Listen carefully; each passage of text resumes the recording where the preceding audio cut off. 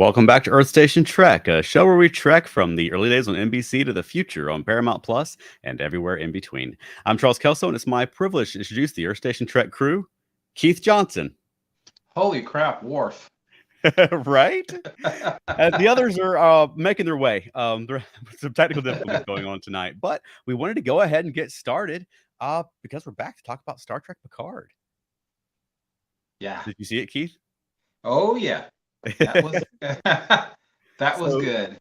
Spoilers from here on out for Star Trek Picard, season 3, episode 2, Disengage. And I think a lot of our speculation from last week panned out. Yeah, well, we talking about the fact that British accents are inherited.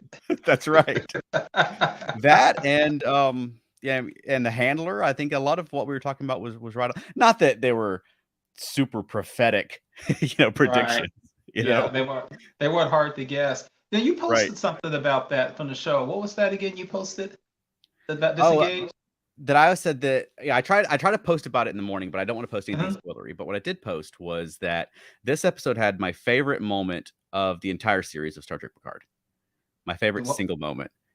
And let's hold off on that until maybe we'll get some more some more of our hosts to join us. But I mean, what were your overall impressions? I thought it was really good. I thought it was moving well. It seems like a completely different series than the Picard I've seen the first two seasons. Right. Now the season 2 opened with two episodes that I guess you could call action-packed when they first discovered the Borg ship, and then they went to that alternate Nazi fascist, I guess I should say, or totalitarian timeline. And then the first season had a bunch of action with the Borg cube and stuff like that. But they never really felt kind of the same. And I hate to use this, but this really does feel more like kind of old school Trek in terms of the action and so forth. I like that. Something else that really I'm not going to say surprised me is Jonathan Frakes is and always has been a very kind of charming, charismatic actor. And every time he's on screen, I just like him. Yeah, I just like, hey, Alan. Hey, welcome, Alan Seiler, to the show. Hello. Yeah. So that was a great discussion of Star Trek Picard. Join us next week. See you around the galaxy. What's up, Alan? I ended up just rebooting my computer, and that seemed to fix whatever the thing was that was unfixing. So here I am. Yay! Turn it off and turn it on again. Right. That joke's there for a reason. Exactly right. Yeah. I've been working in IT for 30 years, and a number of times I've got cussed out by people who have pretty much said, "You work in IT, and this is all you tell me to do is reboot the computer." Right. But it's true. Yeah. We've got one quick thing, Alan, I wanted to see is we were talking about what we liked about the show, but also if we want to get kind of some quick feelings from you from last week, since you weren't with us last week. Okay. Like what you thought about the season opener and so forth. Okay. I have two things, and I don't know where they went now. I have sort of two angles here. One, and this is based on this week. I'm just going to go on record to say that I am really enjoying watching a season of Star Trek Picard that actually is trying to be a Star Trek series. Yes. Okay. Right. The second thing is that last week I liked it, but I kind of felt like it was like starting off in too much of a negative place, first of all, they went back to we have to find a ship kind of thing that they did the first season, but they also did a lot of, I realized she was undercover, but they sort of started out by setting up Rafi, back in the drug den kind of thing. They have Beverly, who has basically separated herself from all of her old crewmates. They have they're strongly hinting that Riker and Troy are on the outs, and it just seemed like everything that they were doing was sort of like reminiscent of that first season where nobody liked each other, and it just got so depressing that first season. The only thing that saved the first episode this year was the Riker and Picard relationship, which was just right in there. But other than that, I thought it was a great season opener. And this week was just like slam bang. I was like, here we are. We're doing Star Trek. Right. Yeah. One thing to follow up what you're saying, Alan, one thing you might have heard we talked about last week was it was good, but there were some tropes, like you said. Yes. You would think somehow between an admiral and a captain, they wouldn't have to do the old steal the ship kind of thing, sort of thing. That's a little too contrived. Yeah. Just a little bit too contrived. Or at least they have a better plan to steal a ship. Thank you for a better plan. I mean, come on. I mean, that dude, they walked into that dude's ready room and he's like, nope, because I see through your BS like that. You're not pulling anything over my eyes. And it was like, it was just kind of funny. Right. Yeah. And I also commented on Rafi because I have said more than once, this is a personal thing, but as a Black person, I don't like her portrayal sometimes. Yeah. And I was also a little concerned that she was going to be because this is a personal thing. I speak for me and my wife. Having a Black woman is basically having a drug problem at the time when nobody's really supposed to have that. It just frustrates me. But if the angle of her as an agent and stuff, and even I'll get to this later, but even the relationship with her husband, if they could kind of make that kind of more realistic and something, I think I'm better with it because she's a good actress. And I have to be honest, I don't think I realized what a good actress she was until just these last couple episodes. And I do like the fact that they used sort of our preconceived notion of her to try and trick us into not thinking that she's actually an undercover agent. Right. That she has like backslid into her previous ways. It didn't work, but I still appreciate the effort that they went to for that. That's still just, I don't know. I just didn't, at first I was just like, I can't even articulate it now. I'm just making no sense. I'm just making noises, and that's just not good for a podcast. Well, I think Charles had actually posted last week that you charged it was kind of fan service a little bit last week or something like that. Some old trope that they brought back. Right. Yeah, I think it was. I mean, but they're going heavy on the fan service. Oh yes. It's like I said last week, is a lot like what they did in Enterprise season 4. Start loading in the fan service because they know that there's a big section of the fandom that hasn't been satisfied with Star Trek Picard, and even people who are open to it or fans of it were disappointed with season 2. But I mean, I think in a lot of cases they're using it well. I mean, sometimes it's just like, and here's Rachel Garrett, exactly. Exactly. It's using the lore of the universe. Right. Exactly. And it's sort of similar in the way that Lower Decks does it. It's that Lower Decks often does it for the comedic effect, whereas this is just a sense of you are the fan. We are showing you that this is Star Trek made for the fan. Right. And that's good. I mean, there's nothing wrong with that as long as a good story is built around it. And I keep seeing people, especially today, who are like, Picard season 3 episode 2 is out, and boy is it just great. I got burnt last season, but this season is just terrific. And I keep saying I didn't get burnt last season until halfway through, so there's still time for some burning. I'm not like putting all my eggs in this one little starship. I'm like, taking it week on week. I'm very, very happy with it so far. Yeah, and I am enjoying the character interactions a lot more. And I mean, it is fun seeing the old crew back together. I do wish that there had been space in this show for the season 1 and 2 cast to continue on.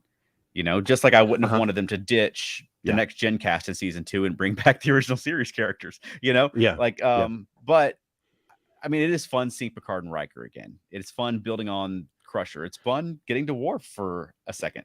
Yes. And it's fun. It's fun having a starship-based show. Now, they're in I'm space. going to say, And they're in space, which is nice. Exactly.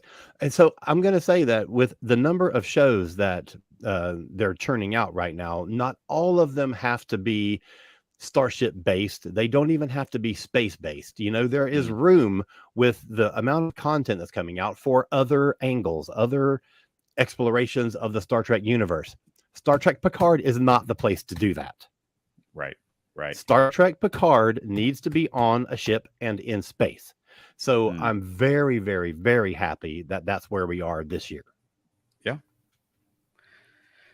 So, I mean, do we want to start off with the big revelation about Picard, or we want to save that for later on in the show? We can say. I mean, we all kind of saw it coming. I mean, we knew. I know. I don't think it's a surprise to anybody. And so the funny thing is, huh? Did you guess that last week? Oh my God, yes, of course. I mean, why wouldn't they do that? Right. I mean, come on. But here's the thing. They used Riker in this episode to basically say all the stuff that the audience is saying. Oh, he was great. He is saying, he is the audience voice saying, aren't you seeing the thing that we see right in front of our eyes? He's like, we're not going to talk about this. Right. That was great. It's pretty funny. Yeah. Yeah, I mean, it wasn't a surprise to anybody. And I'm predisposed not to want Picard and Crusher to have a kid. I didn't like it when they did it in the books. I think it's kind of cheesy. It's too much David Marcus. But I mean, I think that, well, like Keith, you were just asking me a minute ago. I posted this morning on Facebook, my favorite moment from Picard, the series entirely, was in this episode. And that was that moment when Crusher came onto the bridge and they had that silent exchange. And I just thought that was just so well done. Oh, wow. Yeah, it was. That was great. Right. Yeah. And I love that they followed that moment with another great moment, which was Picard acting like Picard for a minute. Yes. Because so much of the show, he's been a very passive character. Yes. And, you know, like he gets an emergency communique from Crusher after all these years. And then he goes to talk to Laris. What should I do? Then he goes to talk to Riker. What should I do? Like, imagine Picard that we knew in the show is not talking to anybody about what I should do. He's like, engage, you know, like he's exactly. And he does, you know, he does have those moments where he does talk to people to see what he should do. And it's the conference room scenes on the Enterprise D. And often he already knows what he's going to do. He just gets their feedback to either reinforce it or to let them think that they're having a voice. Right, but they have a tendency in this show to write Picard as a more passive character than he ever was. I totally agree with that. I don't know if they intend for him to come off as doddering, but yeah, he does a lot. He comes as a frail old man, which is not a criticism. It's just it's 30 years later. I get it. He's not the Picard that he was, but it was really nice to see him for a moment take command of that bridge and bark commands at people. Yes. Admiral's orders. That's right. I was like, F yes, man. Dude. That's for some reason, I haven't read any of the books, but for some reason, maybe because of the series finale of TNG, All Good Things, I had assumed that Riker was an admiral also. Only because maybe I saw him as an admiral in that alternate future and All Good Things. So I didn't realize he retired as is he in reserve or something like that? As a captain. For some reason, I thought he was also an admiral. Are you talking about on the show or in the book series? On the show, he's talking on the show. On the show, he's an admiral. He was an admiral in charge of the Romulan evacuation fleet. He was promoted to admiral at that time. He's talking about Riker. Oh no, Riker's a captain. Yeah. I know in All Good Things, Riker was an admiral. Right. Again, that was an alternate future. So it was funny. I came in assuming he was going to be an admiral. I didn't realize he was a captain. Yeah. But that's good. I mean, in this version of the storyline, though, he had a family and a sick child, and sort of retired off to make pizzas out of rabbits. I know this is a slightly off topic, but I sure do hope we get some Kestra this season. Because oh my God, great. I loved her so much. Right. I am really, the whole my wife and I are estranged is such a BS trope that I just hate, and I hate that they employed it with these characters. So I know that there's going to be a reconciliation, and I just hope that we get to see the family together because I really want more Kestra. I thought Kestra was great. God, she was fantastic. Okay, so Matt Sweatman says, does it feel like to you that they're stealing so many story elements from Wrath of Khan? Well, yes. What do you think about that there, Charles? I mean, they're drawing a lot of inspiration from the Star Trek movies generally. Exactly. From the TNG movies and the TOS movies. But I mean, all the movies, not all, but most of the movies ripped off Wrath of Khan in some way. But yeah, it's a lot of the evil the villain with a big evil revenge plot of some kind, and the estranged son, and things like that. There were moments this week that I literally felt like I was watching Wrath of Khan, and other moments that I literally felt like I was watching First Contact.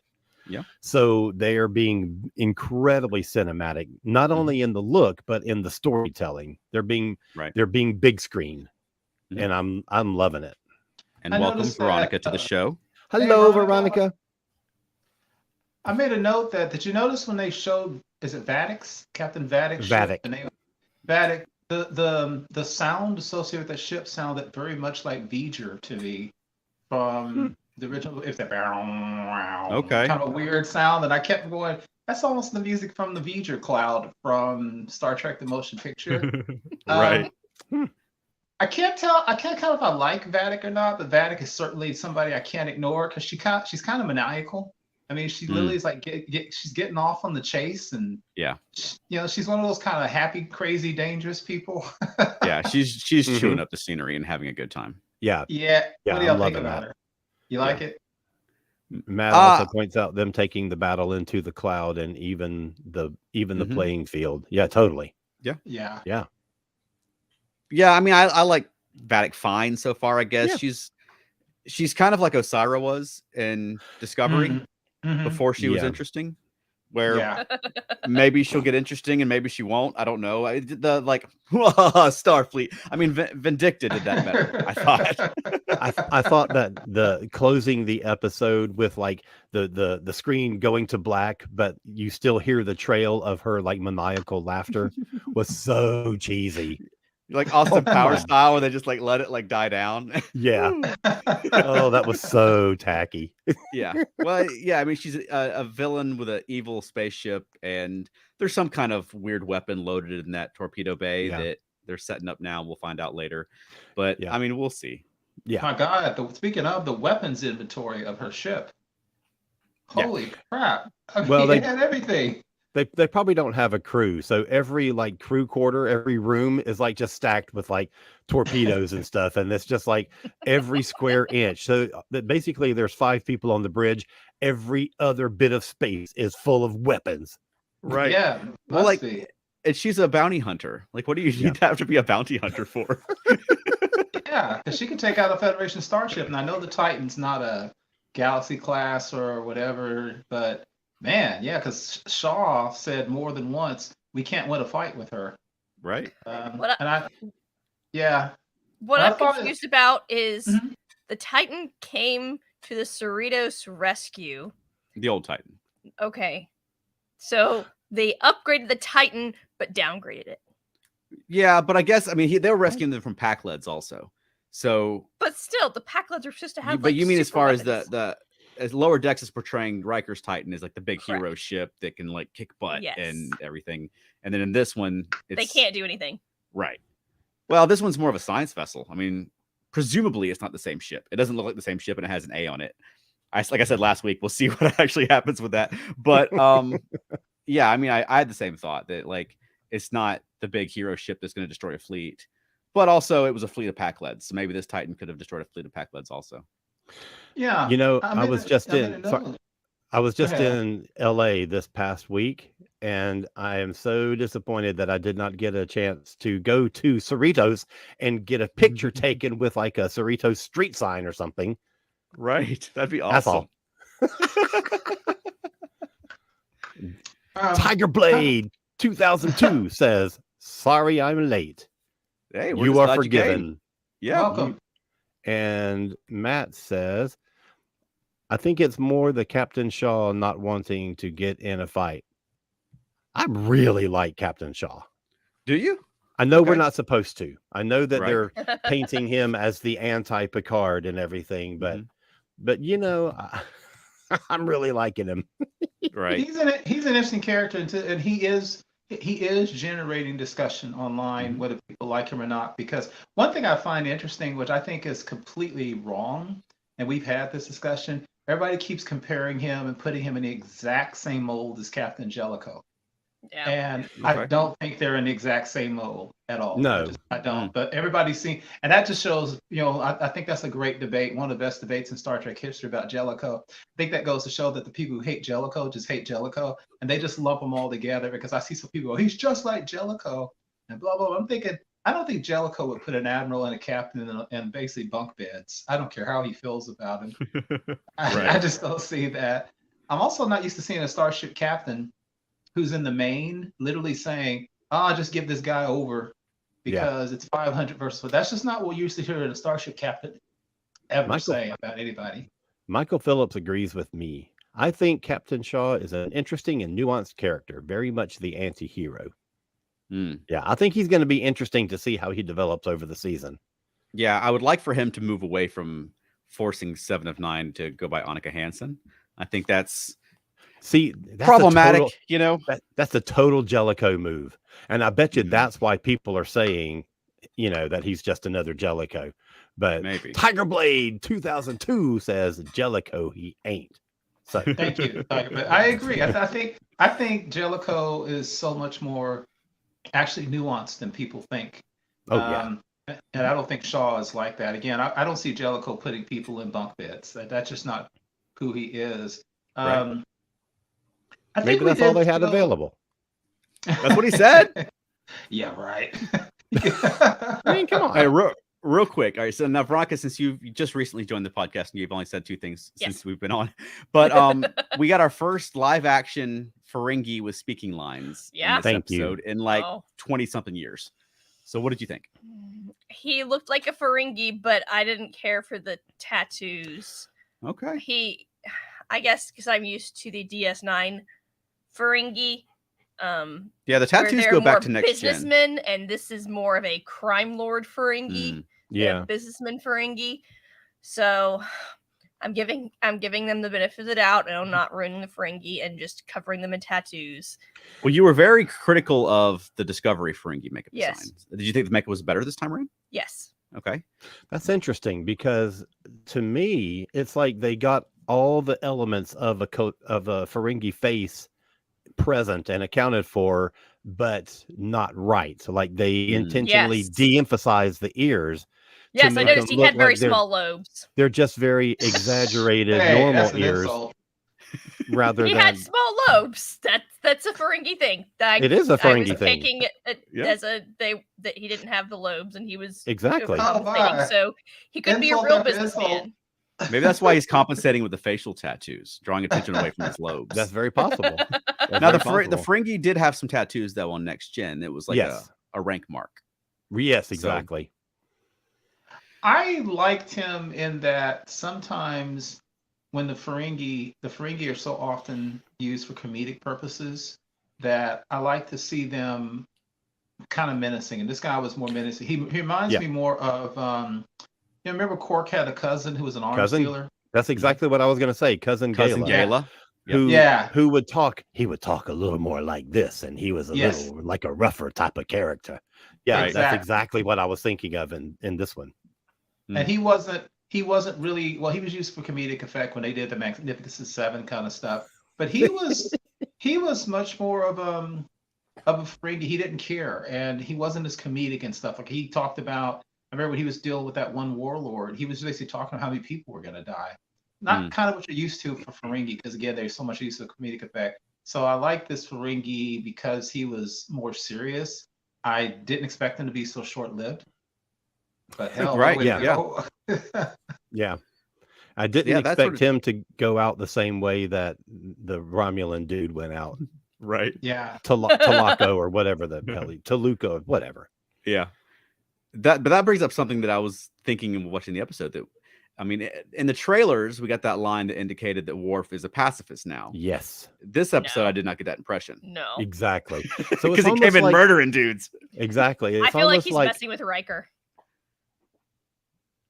What? She said in that. Yeah.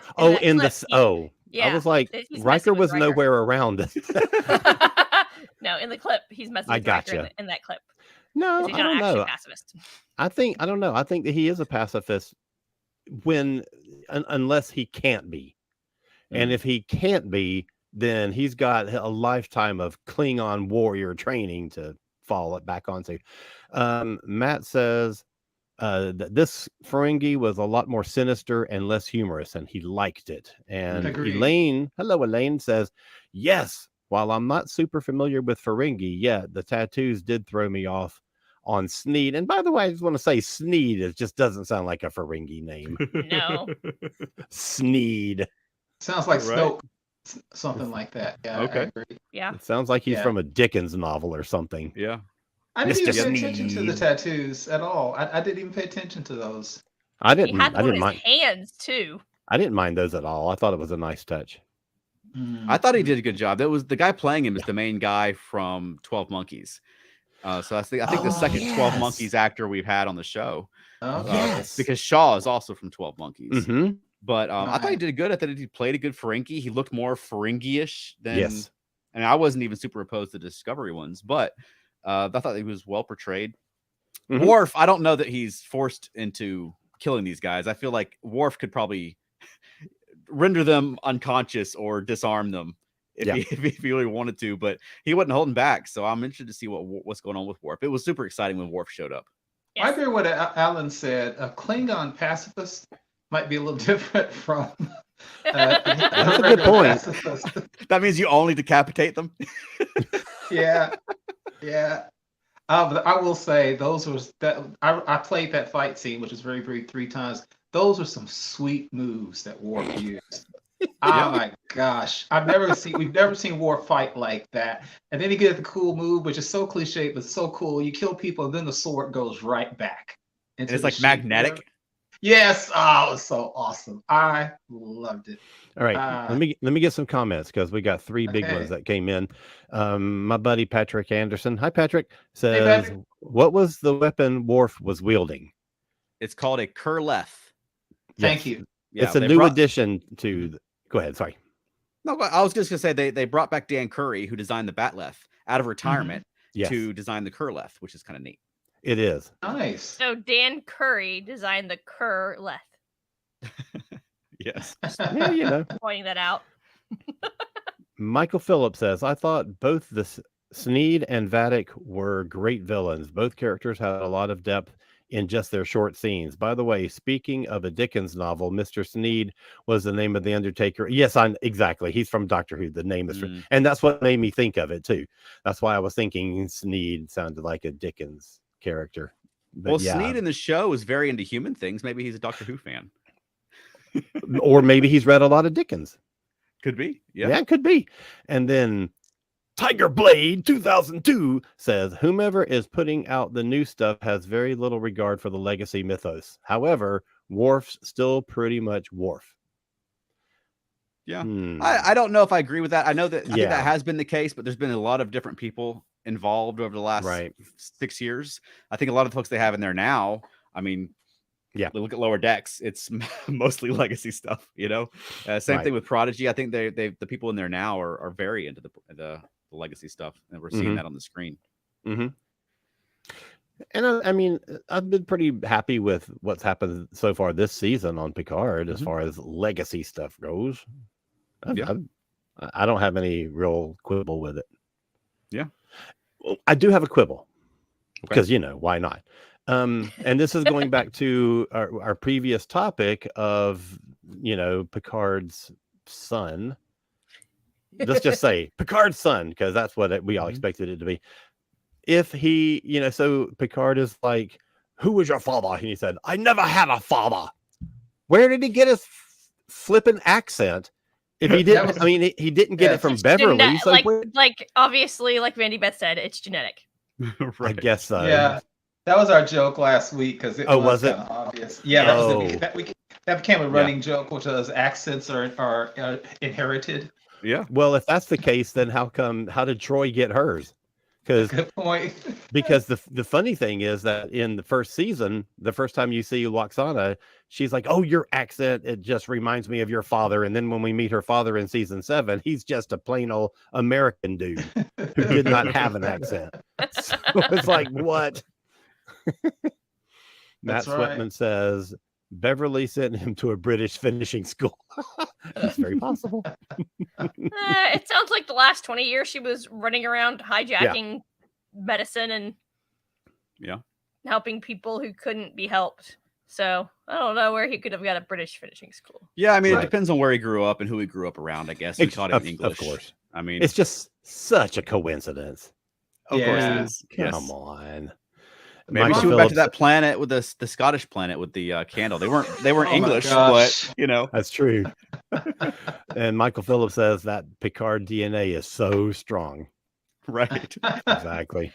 He even said something in French or something that sounded French at some point in this episode. Did he? His son did. Okay. Yeah. I didn't. I don't remember what it was now, but I remember thinking, "Oh gosh, they're trying to pretend he's French." I did notice that Vatic pronounced Picard's name like it was French. Yes. Yeah. I noticed that. Yeah, I thought that was Matt good. says that the Picard DNA is not as strong as the Soong DNA. Thank goodness, because I don't think Patrick could pull it off. No. Yeah, exactly. Oh my God, that's funny. I do like the person they have playing Jack. He seems like a Jack's to be a fun character. He's fantastic. I like him a lot. He doesn't appear to be around 20 years old. No. He's kind of like Steve McQueen in The Blob, where he's like a 30-year-old teenager. Yeah. Oh man, that movie. You're right. Everybody in that movie is like 30 years old. They're playing teenagers. It's so funny watching that. Like, I gotta get home. Mom and Dad don't want me out too late. Right. I remember there's a line when Riker said, "Come on, Jean-Luc, do the math," and I'm like, "Please do," because I'm a little confused about the math. That's exactly what I was thinking. I was like, somebody needs to do the math because Terry Metalis didn't. I think at one point in the show they did say something like it might have been closer to 25 years. So maybe. Well, they've nailed it down now. Terry Metalis has said on Twitter that Frontier Day that they keep talking about is the anniversary of the launch of the NX-01, which is in 2151, which puts this one in 2501, which is 22 years after Star Trek Nemesis. 22 years. So he's 22 or so. Yeah, 20, 21, 22. We don't know exactly when he was conceived, but it is 21, 22, 28, 30, whatever. Right. I was thinking about, Veronica, what you just said about Beverly, and also what Jack himself said in the thing, which is something to the effect of, you don't know the people that you used to know, and if they're the same. Do we think that Beverly is running medical supplies? Is she doing contraband? But her son was doing weapons dealing. I can't see arms dealing. I can't see Beverly doing that, because he literally was talking about, hey, you just give guns to both sides and let them shoot each other, and then that'll let me go in and cure pandemics and stuff like that. Has Beverly gone that far where she's actually sanctioning arms dealing? I don't think that she's just selling arms to people, but I do think that they're bringing arms and supplies and medicine to people who were fighting for their freedom and things like that. And Picard even corrected him when they said you got involved with this war, and he was like, it's a revolution, or they're freedom fighters, or whatever it was he said. Yes. That I mean, that they're crossing some lines. They're not just passing out band-aids when they go around to these places. And what I think is really interesting about that is that it brings to mind all those times on TNG where she and Picard would kind of have those discussions where, Picard is very much in the letter of the law, and she was more like, why can't we do more? Why can't we do, X, Y, or Z? So maybe she has just like got to that point where she's like, screw it. Yeah. I'm going to do what I think is good, and I'm going to do it the way that I think is the goodest, or something. I really, in that case, I really do want to see Beverly's backstory, and I hope it's a good one, because this is a woman who at one time was running Starfleet Medical, and I always envisioned she would have been the captain of a large medical ship, the kind that goes to colonies and has a crew of hundreds of thousands. So I'm very curious to how she ended up in this state. Very curious. I'm curious about the justification, because we're being asked to swallow that not only is she, getting involved with all these things, but that she didn't mention to Picard for 20 years that he has a son. Yes. Oh, yeah. Yes. But that's that whole like estrangement from the whole crew that's really thrown me from the first episode. Like, what is it that's like, what path has she gone down that she has like extracted herself so completely from those lives? Yeah. Right. Like what would the motivation for that be? I'm really hoping that we get some kind of, I mean, maybe it is a disillusionment with the whole Starfleet mentality. Maybe she just is, just I don't know. I don't know. Maybe so, but not even to write him a letter in that amount of time. I know. Because he very easily could have died and never knowing that he had a son. Right. Yeah. So, yeah, I don't know. I mean, I had a mini rant about that last week. About it frustrates me when women don't tell men that they have children, because a man should always be given the chance to step up or not. Something. As somebody who's adopted, I have a very unique perspective on that. So I just hate the "I didn't want to tell you" kind of thing. I agree with you, Charles. He could have died, because honestly, he should have died. No, I knew he was going to get damn synth. He did die, actually. Right. Exactly. Okay, so Matt says, I think there will be more on what exactly Beverly has been up to. Oh, yes, clearly. Oh, yeah. And I feel like they will be getting into that next week. Yeah. Yeah, I think so too. And Michael Phillips says, my question is, why would Worf be helping Rafi? Was he sent by her handler after she broke communication off? I hope there's a good explanation, because otherwise it seems too coincidental. I think that he is the handler. Yeah, he was right? the handler. Because last week the handler said to her, "You are a warrior." Mm-hmm. I mean, it said it in a computerized feminine voice, but still said the words, "You are a warrior," and that's so Worf. Yeah, it's just the computer reading the texts. Exactly. And then she requested an in-person meeting, and then he turned up and murdered a bunch of people. Yes. So it seems like Worf's working for Starfleet security now. Or Starfleet intelligence. Exactly. And not Section 31. Not Section 31. Which was referenced today, by the way. Yeah, it was. Yeah. Because it's not a secret. Everybody knows about it. Exactly. What was I going to say? Shoot. Sorry. Oh, no, it's fine. There's no big deal. Never mind. I'll come back to it. It was about Star Trek. It was. I'm helping. Narrows it down. Right. Oh my God. It was something about Worf and the handler and the whatever, but whatever. Okay. I don't know. Okay. Yeah. You can cut that little bit out when we do the podcast. Not going to. I mean, it was coincidental that Raffi's husband lives on this planet. I did like meeting him. I like that they're not ignoring that whole backstory. Yep. And he even mentioned that like she's still like turning up at the doctor appointments when her son's trying to take his kid to the doctor, and she shows up trying to see the grandbaby. But I thought it was a really good scene when she's like, just give me the information. He's like, I'll either give you our son's info or I'll give you the lead that you want. Yeah. You have to choose. I thought that was real powerful, because she's an addict. That's sort of her nature, but also she's addicted to these like conspiracy theories and like putting the pieces together and solving the puzzles. Mm-hmm. Yes, but she is also on an active mission. Well, she's not supposed to be at this point on an active mission, but in her mind, she is still on an active mission. Right. And that's the whole reason she's there, is the mission. Mm-hmm. She's not gonna take, like a sidestep from the mission. I mean, in Star Trek, in modern Star Trek, you might, because they have 10-minute heartfelt conversations in the middle of a battle. So, she could step aside anyway. Hopefully Raffi and Worf will give each other parenting advice. Two terrible parents. Yes. Maybe Worf is finally come to terms with Alexander, and he is never a parent, but they have a working relationship now. It's possible. Wouldn't it be cool if Alexander showed up and he's a badass warrior now? I don't know. If Alexander shows up, I want him to still talk like he's from California. I'm a Klingon, man. Yes. Oh, that'd be good. Alan, you're just talking about Rafi, but one thing I was thinking, and I put in my notes, she's not wrong, because even though the Federation blamed the Romulan whose head was on Sneed's table, right? That would be like the United States saying, okay, we know who did 9/11. There's no more investigations. Why would Starfleet shut down the investigation? Because Worf kept saying, they've terminated the investigation. You don't terminate the investigation on what we just saw with that Starfleet recruitment center being destroyed. So something is weird. She's not wrong. Something's wrong. Of course. There's no way. Yeah.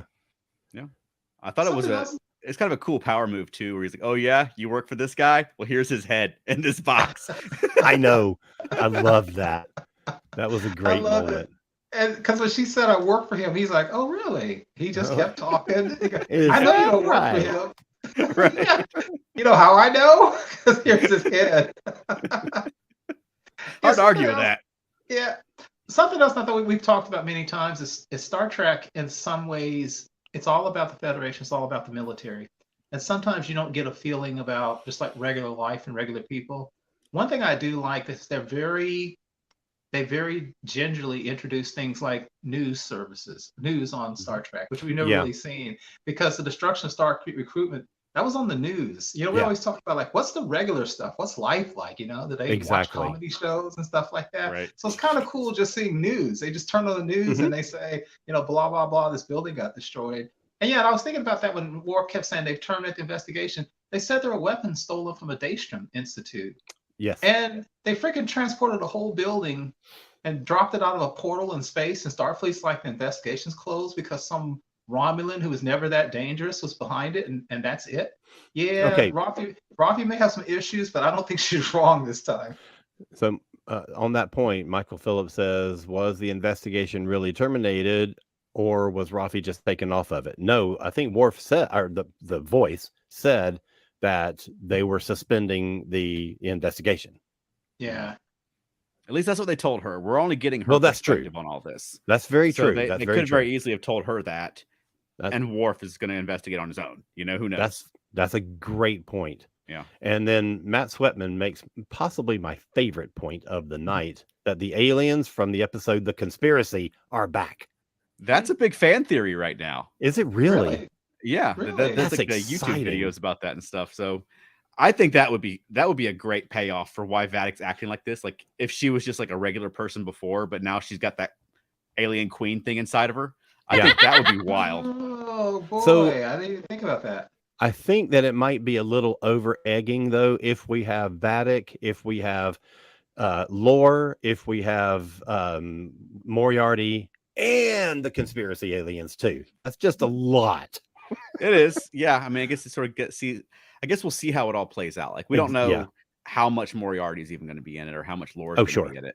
But yeah, exactly. Who knows? Exactly. I can't wait to see both of them, but especially of all those things, I'd rather see the conspiracy aliens. So I'm still gonna hope for it. Dude, I've been wanting them to pay off on that for decades now. Oh my god, that would be amazing. I was like 7 years old. I've been waiting for this. Yeah, because after they blew Remic's head open, they said he had been sending a signal somewhere, and then you remember the last scene of that episode was you heard the signal. And of course, as we all know, those aliens were replaced by the Borg, but that was never handled after that. So they're still out there somewhere. One thing I kind of noticed, and this is not a bad thing, it's actually a good thing, is I feel the plot shifts between the Picard Riker storyline and the Rafi Worf storyline. It almost feels like two different shows going on, and that's not a bad thing, because actually every time they show the Rafi storyline, I want more of it. I can actually see that being its own thing.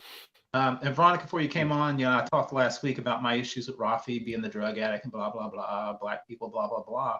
But I'm really liking Michelle Hurd's acting, and I think her and Worf together would be great. I would not at all mind seeing a 6-episode series or something with just Rafi and Worf and whomever dealing with that plot. So every time they jump between them, I feel like they're ramming two different huge storylines together. Like I don't feel the Worf Rafi storyline is actually a B plot. It feels like two A plots crammed into the same series. Yeah. And that's not a bad thing. I can see that. Well, they're going to intersect at some point. They have to. Yeah.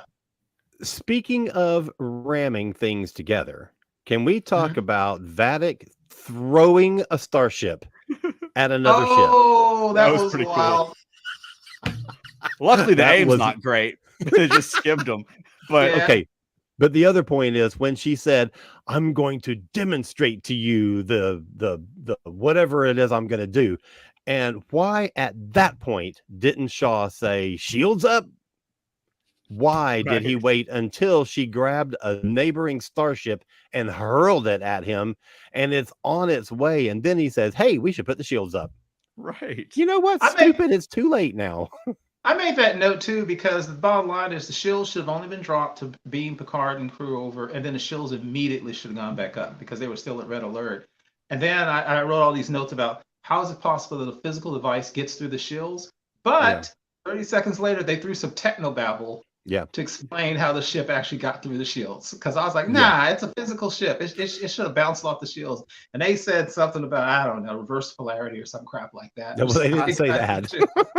They even had like Ensign LaForge is like my dad always said, the laws of physics can be like we know it's impossible, guys, but isn't it cool? I really like the way that they are sort of like dropping in the characters that haven't been introduced yet. Because we got mentions of Troy last week, we got a mention of Geordi last week, and this week we have his daughter talking about lessons in engineering that her father gave her. And I'm liking that they're sort of like present even before they're present. Right. Yeah. It's funny you said that, Alan, because I wrote a note, which was the way Crusher was introduced, the way Rafi was introduced, the way Worf was introduced. How the hell are they going to bring Geordi on? Is he going to have such a cool introduction? Is he going to come flying in with a ship and blast people? No, man. He's got a lot to follow. No, here's what it is. He is like, what is it? He's managing like the Fleet Museum or something. There's something at that museum that they need. They're going to have to go to Geordi to get it. The Enterprise D. Yeah, I was going to say like a whole starship. That's exactly where I was going to go with that, but I wasn't going to say it. I was going to wait and see if I was. But I mean, come on, they've got to do that. Yeah, because he's basically first of all because they need to have starships. What? Sorry. I said, yeah, basically he's got whole starships in the museum, so maybe they need a starship. Yeah. Well, yeah. I just want them to have a starship that has some actual effing lighting. I am tired of this dark. I'm tired of this. Like you have a close up on an actor and he's backlit because there's, panels behind him, but there's no forelighting. Why do they insist on it being so dark on the ships? Yeah, I was talking about that last week where it always seems like the room next to the room they're in has lights on and they're in the room with the lights off. Oh, that's funny. Yeah, okay, it's kind of funny. Michael Phillips says, I was surprised that they didn't immediately realize that the transporter inhibitors, I know, right, needed to be turned off. They'd only turned them on 30 seconds earlier. Exactly. Right. And it took Picard Jr. saying, like, the transport inhibitors, like, oh, yeah, the ones we were just talking about and setting up. Yeah. A Facebook user, an unnamed Facebook user says, hey, Earth Station Trek, how are you all? I think this is the first live stream I have gotten. Well, welcome to the live stream. Thank you so much for joining us. Yeah, and we'll do it every week at 8, so at 8 Eastern. So feel free to join us anytime. You're coming in like our handler. Let us know who you are. You are all warriors.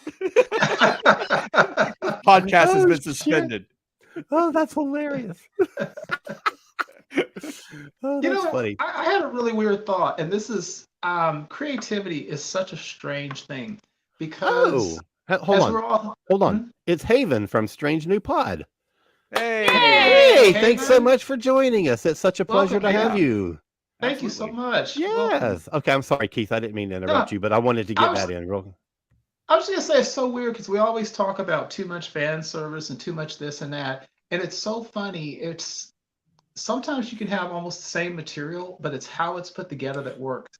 Because as much as I'm looking at some fan service and some cliches like stealing a ship, how they put it together this year, I enjoy it so much more than I enjoyed last year's story and the first year's story of Picard. And it's not because now I'm an original series person. I love TNG, so it's not because simply they brought back the TNG gang. That's not it. Sometimes it's just you can take the same material and how you put it together works. Like Charles was saying last week with the fan service stuff, I'm like, they're going to steal a ship. Oh, blah, blah, blah. But I'm liking it. It is so weird. Yeah, it's a lot of it in the execution. Because like I said, I've been dreading the idea that Picard has a son since the books, since there was a leak about this like 3 years ago or 2 years ago, and I've been waiting for it. But but like I said, that moment where he finds out is my favorite moment in the show so far because it was so well executed. Yes. It was the acting, and then that's going to be like a moment that's remembered by Star Trek fans for a long time is just that silent exchange between Picard and Crusher. I thought it was really well done. So you're right. It's like the execution. If the execution's great and the show's great, I'm fine. You know. Totally. Yeah, it's funny because I think you were in here talking about it as I was in the other room watching it. Because I was watching it on my phone in a desperate attempt to try and finish it before the podcast was over. So I had one earbud in because I only have one earbud, so I had to like plug up the other ear so I couldn't hear what Chuck was talking about. You got my audio commentary. About. Oh, that's funny. That's hilarious. But that was an amazing scene. Mm-hmm. That was an amazing scene. I didn't know, Chuck. I didn't know when I was trying to guess which scene you were referencing. I didn't know if you were referencing that scene or the fact when Picard actually yelled "engage" after he became admiral again or captain again. In a way, I didn't know which scene you were talking about because that was a thrilling scene. Was like he found himself again, and then he goes "engage." I thought that was really cool. Yeah, that was a pretty good Picard. True. That's true. I gotta make my voice a little. I believe this is Haven again, who is saying the lack of words reminded me of the TNG episode where they captured the one bad guy on the Enterprise D, all without any words. I agree. Yeah. Oh, Keith is gone. There he is. Oh, there he's back. Am I back? Yep, you're back. Are you able to hear me?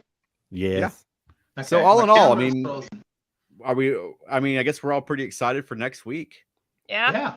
Next week's got to have more Worf and Crusher in it, so that's going to be great. Exactly. Yes. I'm ready for it. For it.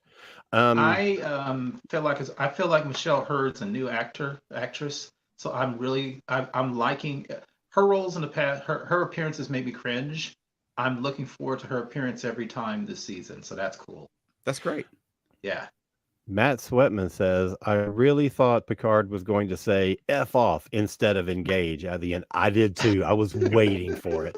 I was like, he can be all sensitive and stuff about the language, but when it comes down to that moment, that's exactly what I was waiting to see if that's what he was going to say. He should have yelled sheer effing hubris at her. Exactly.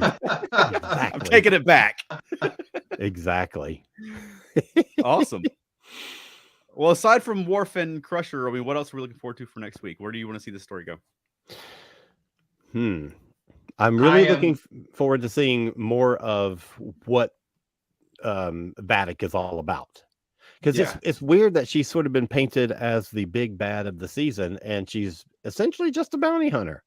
So I'm wondering if there's more behind that. And I'm looking forward to seeing more of her because I want her to really kind of step up and be the sort of the crazy, not crazy necessarily, but the really exuberant kind of like, I am a villain. Well, I expect her to be tied in with that destruction of that Starfleet base, or that, you know what I mean? Like, yeah, she's got to be involved with that somehow. So yeah, it's got all tie back. It's all got to tie together at some point. Of course, yes, definitely. I'm looking forward to more Worf and Rafi, and I really am curious of how Geordi's going to be introduced because they've introduced a couple of people spectacularly, and I just want to see how Geordi's going to be brought into the show because I'm looking forward to that.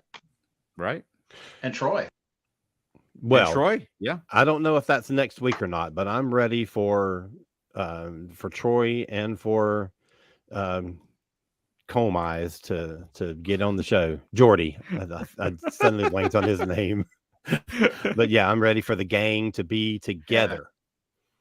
And Mr. Broccoli. I hope he shows up. Oh my God, if only. Holy smokes. What about you, Veronica? I'm looking forward to what Beverly has been up to the last 20-ish years. Yeah. Yes. Yep, totally. Yeah. I wonder if next week is just going to be like a Crusher heavy episode. Yeah, there could be a flashback. Yeah, absolutely. I wonder how much it's going to like revolve around us finding out what it is that Bev has been up to all these years. Well, they could also just be lying low in that nebula, hiding out and giving them time for conversations. Yeah. Right. You know, right. Which I would be fine with. Yeah. Matt Sweatman says, did you notice the name of the shuttle? Or did they tell us that last week? I don't think so. If they told us last week, I didn't notice, but I did notice when the nameplate came flying at the camera. Yeah, the debris. Yeah, it was the Savick. Oh, I didn't see that. Oh, yeah, the debris came. Yeah, it flew toward the screen real quick. Well, yeah, I didn't look for a name. And it was written in red, kind of like the TOS shuttle names were. Yeah. So it was sort of Savick. Michael Phillips is wondering if this is our first bald Vulcan. No. There was a bald Vulcan in at least Star Trek, the motion picture, and I think Star Trek 3 also. They like to make the Vulcan mystics bald. Yeah, that's true. I do remember that now. I knew there was one, but I couldn't think of what it was. And the healer in Yesteryear. Oh, wow, you're good. Correctly. Dang, you're good. Haven says, I have a feeling Vadic has something to do with lore coming in later on. Very possible. Might. I wouldn't be surprised. Oh my God. Right. Given how lore used to chew the scenery, can you imagine Vadic and lore chewing the scenery together? There'd be no scenery left. No. And also, maybe not Star Trek 3, perhaps. Oh, that's the bald Vulcan thing. Right. Gotcha. Okay. All right. Well, that was fun. Yeah, all in all, fun week. I'm looking forward to next week. You know, I'm hoping that they can. I'm hoping the story makes it all the way to the end. I'm hopeful because episode 2 of last year we were still pretty up on it. You know. Yes, we were. Yeah. So. Yeah, I remember making it through. I think it was 4 or 5. It was around. It was around the midpoint. And then the drop off happened. We started teetering. We went over the hill. Exactly. But I remember the continue going up the hill. They kind of like tumbled back down the hill. That's right. the first 2 or 3 episodes last year, I was super engaged because that whole like alternate timeline. Oh God, I loved it so much. It just went bananas somewhere in mid-season. So there's still time. Yeah, I'm still time. Exactly. Me too. At least if it goes crazy this time, the whole TNG cast will be there. So we'll have that to hang on to, you know? Exactly. If it goes crazy, I won't even care. Right. Because I'll have Geordi and I'll have Troy and I'll have Riker and I'll just be happy. And mostly Worf. And I'm really looking forward to Worf. I really like Worf. I'm excited that Worf's back. I'm ready to see whatever the change in his philosophy is and why, and you know how strict he is about it, which apparently he's not very strict because he slaughtered a bunch of people this week. I only decapitate people who have it coming. He may do that thing where he kills as many. There's a thing that some Christians say where they'll say something like, they'll literally say something like, "I'll shoot you and then pray for your soul if I have to." So Worf may be the kind of like he kills people and then he goes and like meditates and burns some incense for a while and then does it again. I'm really sorry afterwards. Yeah. Right. All right. Alan, where can people find more of you? Well, I have another podcast called Modern Musicology, and it's really damn good, and people should go and listen to it if they are music fans.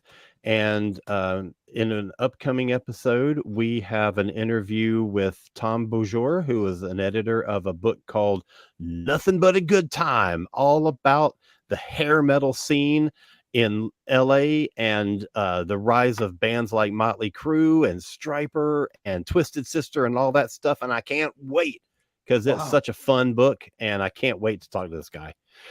So you can go to Cosmic Creative, KOZMIC creative.com, and you can see all the books that I've done and all the books that I've published by other authors and all the podcasts that I do. Wow. Yeah. And how about you, Keith? You can find me on Twitter, Instagram, and Facebook, primarily the ESO Network Facebook groups. And how about us, Veronica? Feltnerdy.com. And? Monkeying Around, a podcast about the monkeys. Yeah, and we have a big interview coming up also. Do we want to talk about that or we not want to jinx it? Let's hold it off. Okay, we'll hold it off, but we have a big interview coming up as well. Yes. Is it with Mickey? No, it is not. Okay. Haven't gotten that yet. All right, Veronica, do you have a closing for us this week? Yes. And I've been having to repeat it to myself because I had it and I've lost it several times. Now's your chance. I've lost it right now. Hold on. Okay. This podcast is terminated. Hey, perfect. That was good. I love it. Before we go, though, I would like to say, since we are part of the ESO network, I just want to say that one of the recurring hosts on one of the other ESO shows, Darren Noel, passed away yesterday, very suddenly and unexpectedly. And he's a buddy of mine. I've known him for at least 20 years. We used to run around together all the time. And I just want to, just as part of the ESO network, I just want to say Darren, I love you and I'm going to miss you. And I'm so sorry that you're gone. Sorry. That's it. So we'll be back next week. And everybody keep trekking on. And thanks to everybody who participated tonight. Matt, yes, Elaine, absolutely. Michael, Haven. Yeah. Wayne. Really appreciate you. Right. We appreciate you guys joining the show. It always helps. Makes the show more engaging. Yeah. Engaging. All right. Take care, everybody. Take care. Disengage.